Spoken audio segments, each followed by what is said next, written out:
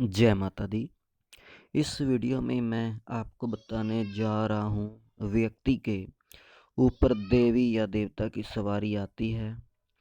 उनको ऐसा लगता है कि मैं यहाँ पर बैठा हुआ हूँ, मैं खुद बोल रहा हूँ। उन्हें ऐसा लगता है वो तो हैं। जब सवारी आती है उनके ऊपर उनको होश रहता है और जो बोलती है वो क्या बोलना होता है क्या नहीं बोलना हो उनको समझ नहीं आता। जब पूछा देना शुरू कर देते हैं तो उनको क्या बोलना चाहिए क्या नहीं बोलना चाहिए, क्योंकि उनको लगता है सवारी तो है पर मैं भी यहाँ पर हूँ, यानी मुझे भी होश होता है। तो क्या करें, ऐसा क्यों होता है कि आपको भी होश होता है तो ऐसा क्या बोलना चाहिए?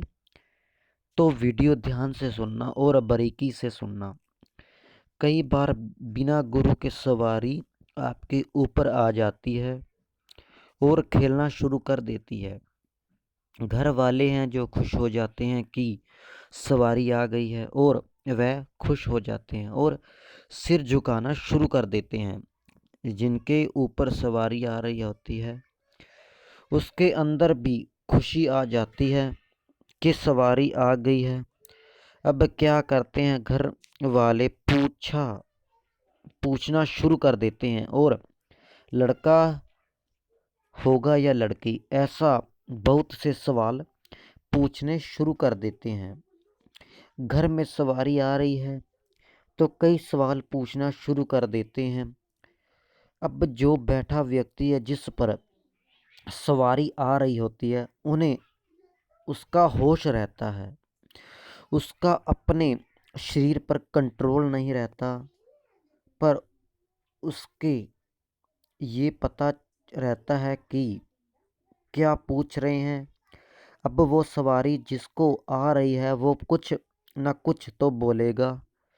जो सवारी आ रही है पूछ रहे हैं आप तो कुछ न कुछ तो बोलेगा। फिर वह वचन झूठे हो जाते हैं। माँ आपने ऐसा बोला था, ऐसा हुआ नहीं। फिर वह सोचते हैं कि सवारी देवता की नहीं है ना देवी की है, ये किसी और की है। फिर वो भक्तों पर जाते हैं तो फिर दूसरी शक्ति को उतार लेते हैं। ठीक है, इस तरीके की दिक्कतें आती हैं।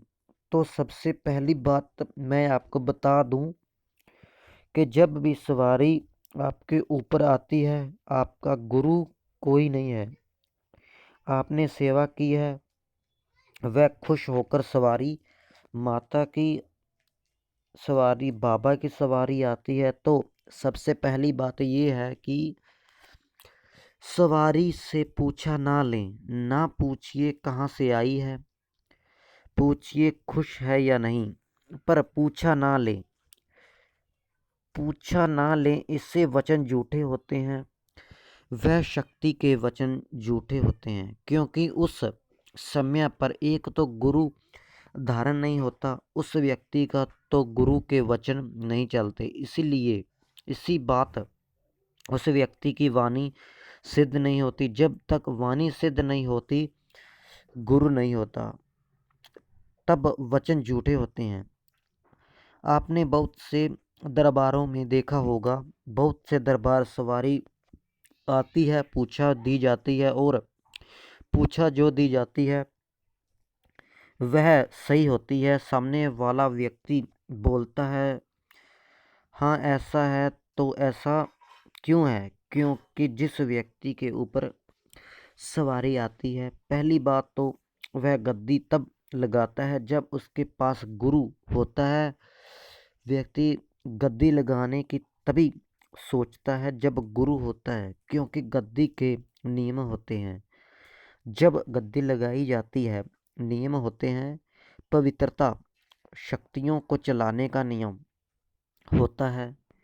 आपकी वाणी जागृत हो जाती है, मंत्र देते हैं गुरु, मंत्र के द्वारा आपकी वाणी सिद्ध हो जाती है। एक तो गुरु मिल गया आपको, एक आपकी वाणी सिद्ध हो गई।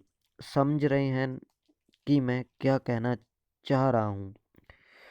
तो सब के वचन झूठे नहीं होते। अब जो सवारी आएगी वह पूरे वेग से आएगी। कई लोग कहते हैं कि हमें अपना होश रहता है 30 से 40% में रहता हूँ, तो अब सवारी वेग से आएगी ना, तब आपके साथ ऐसा नहीं होगा। तो ये दोनों काम होने के बाद एक व्यक्ति है जो वचन सत्य होते हैं, तब वो इस लायक होता है कि दूना दूना लगा सकता है, वह गद्दी लगा सकता है और समाज कल्याण कर सकता है। नहीं तो जो गद्दी लगाने वाला व्यक्ति फिर से तो बदनाम हो जाए, वह बदनाम हो जाता है। पर जब सवारी पूरे वेग से आती है तो 10 से 15% होश रहता है और आपको पहला अनुभव ये होता है कि सामने वाला व्यक्ति बैठा है, आपने नाम पूछा है उसके पिता का नाम, तो अपने आप ही आपके मन में ऐसा लगता है जैसे किसी बोतल को पानी में आप डुबोओगे तो वह ऊपर आ जाएगी। ऐसे ही ना जिसके ऊपर सवारी आती है ना, तो सामने वाले व्यक्ति के प्रति शब्द अपने आप निकलने शुरू हो जाते हैं। कहाँ से कौन आपको सब दिखाई देना शुरू कर देता है। जैसे आपको देखना है कि अगर दिन होगा तो उजाला दिखाई देगा, रात होगी तो अंधेरा दिखाई देगा। ये चीज़ें होती हैं, अनुभव वाली चीज़ें होती हैं। ये वीडियो के माध्यम से आपको ये पता चला होगा कि सवारी कैसे आती है, उस सवारी के अनुभव कैसे होते हैं और वचन क्यों झूठे हो जाते हैं। और अधिक जानकारी के लिए चैनल को सब्सक्राइब करें। आशा करता हूँ ये जानकारी आपको पसंद आई होगी। और अधिक जानकारी के लिए चैनल को सब्सक्राइब करें और बेल आइकन को दबाना ना भूलें। जय माता दी, जय माता दी।